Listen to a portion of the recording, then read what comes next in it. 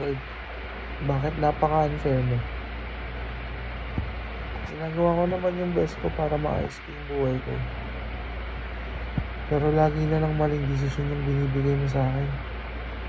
Palagi na lang ako yung nasa losing end. Wala na bang iba?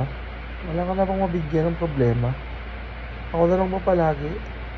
Ako na lang ba palagi yung magmamakaawa? Ako na lang ba palagi yung makikiusap? Ako na lang ba palagi yung kaawaan?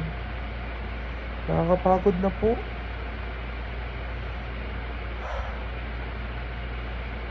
Kung gusto niyo po, kunin niyo na po yung buhay na ipinahirap niyo sa akin. Baka mas mapapakinabangan pa ng iba. Puro success yung naaabot sa buhay. Hindi naman po ako nagkulang sa sipag eh. Ginawa ko naman po lahat. Pero bakit ganito? Bakit ako yung nahihirapan? Bakit palagi? Hindi naman din po ako yung masamang tao. Lagi na lang pong hirap na inaabot ko. Hindi ko na po maintindihan eh kung anong plano na yung gusto nyo. Kumari, ano ng pamilya? Hindi na rin ko alam. Lagi na lang po ako yung masama. Lagi na lang po ako yung kumama. Hindi naman po ako mapakinggan eh. Pag nag-voice out ako, nagagalit lang sila.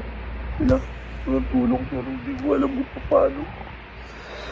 May suicidal thoughts na ako pero hindi ko alam kung paano ko makakontain. Ano naman kasi ako nasabihan na iba. Ano tingin sasabihin ko yun? I-share ko yung nararamdaman ko. Yung sigahan lang nila ako. Sinasabihan ako ano-ano.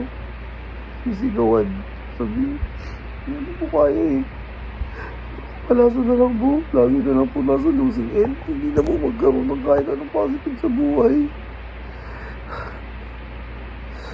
Ano na po. Ibigay ko na lang po yung buhay ko sa mas deserving. Ayoko na po talaga eh. Pagod na po ako.